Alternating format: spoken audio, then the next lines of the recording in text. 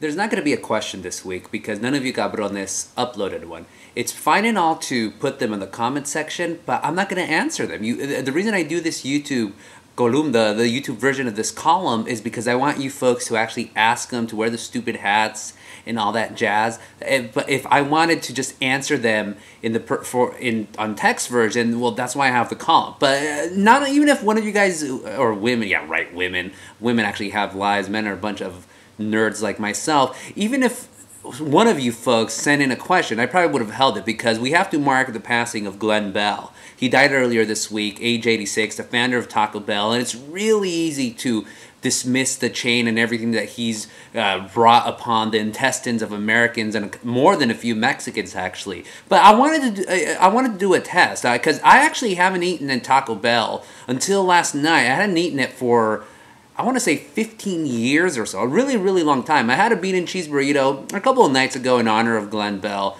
But then I thought, that's not what Taco Bell is famous for. Taco Bell is not famous for its burritos. It's famous for its infamous meals like the enchilado and some crunchy layer, blah, blah, blah. So in fairness to Taco Bell, I'm going to eat I'm going to eat Taco Bell right now. I haven't eaten, again, outside of that bean burrito for last night, I haven't done it in a long time. And I'm going to objectively talk about the taste that I find. So I ordered 3 things from Taco Bell. I'll start off, just so you guys can see, with the famous taco. The taco from Taco Bell. The taco that Glenn Bell claimed to have invented, which he really didn't because he's a liar like most people like that. So you can see this.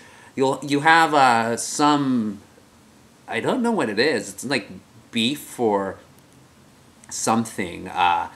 It might be a beef product. You can see it right there, the little beef thing right here. Then you do have cheese right here. You have cheese and you have lettuce. So let's see how it tastes.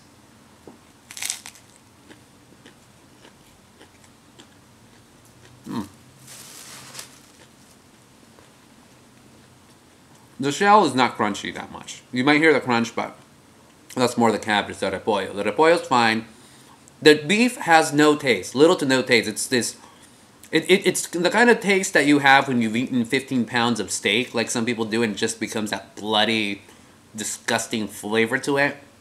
And the cheddar cheese, or whatever it might be processed cheese, it did nothing for me. I would not order this. Although I have to say my what would you call it, my cousin-in-law, her mom, she makes kind of better versions, except they're fried. This was, and also, even though I ordered it just a couple of minutes ago, it's still somewhat cold. So I don't know why people get that.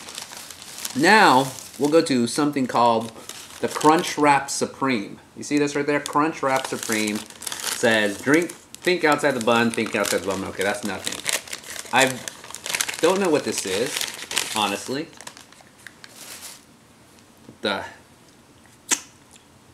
It looks like a quesadilla that was folded, a burrito that wanted to become a quesadilla, but just didn't really go through the entire way. So it seems to be a folded flour tortilla with cheese and tomato. Look inside, you have más repollo. I don't know what it is.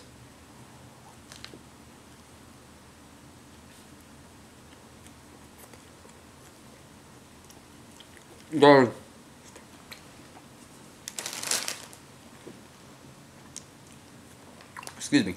There's some crunchiness there. There might be some chips, maybe a little bit of tostada. I don't know. Honestly, I don't get any flavor in that first bite. It's mostly flour tortilla, but on a second bite,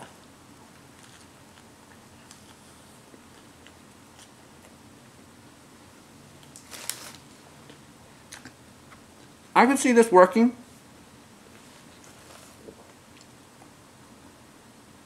I can see this working if there wasn't that much sour cream and they used actual beef. Again, the meat that they have in there is the same meat that they use for those tacos. There's that tostada, it's a little bit soggy or whatever the crunchy thing is. Not that crunchy at all. So this crunchy wrap supreme, it's not really much. And now, actually, I'm going to take this interlude to try this border sauce fire. So this, when I asked them for the hottest hot sauce, this is what they gave me. Border sauce fire. Whoa. And I don't understand why it says, "Will you scratch my back?" Maybe it's a conspiracy, like In-N-Out. They put those. Oops. In-N-Out puts those verses. There's nothing spicy. Well, okay, it's a little bit spicy, but it's too sweet. It's too sweet to be a salsa. It's not made from mango or anything like that. And you could taste the chemical in it. You could taste just this thickly, sickly, syrupy sweetness of this, and it's really not funny. I'm just licking some of that right there. Not much. Let's take another bite of this.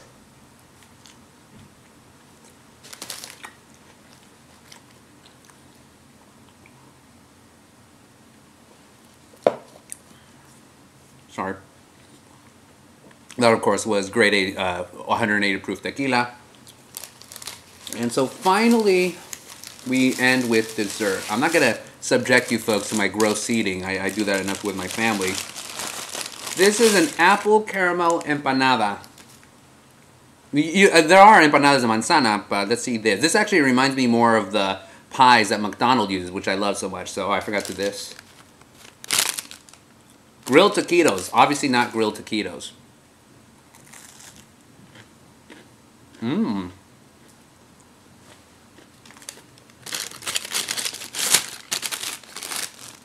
This one isn't bad. The crust could be better, but I'd rather have an empanada.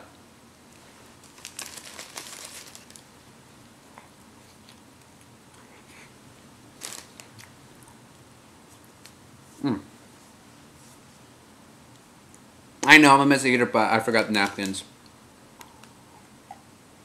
In conclusion, Taco Bell, it's not disgusting, but how does it make multi-billion dollars? I think Pat Robertson was wrong. Taco Bell made the pact with the devil to ensure its success. It wasn't Haiti that made a pact with the devil. It was Taco Bell. Duh, I'm being upset. I'm being over the top here. Taco Bell, though, it's not good. Honestly, folks, if you want good Mexican food, go find somebody from Jalisco and make sure that Guatemalan makes it.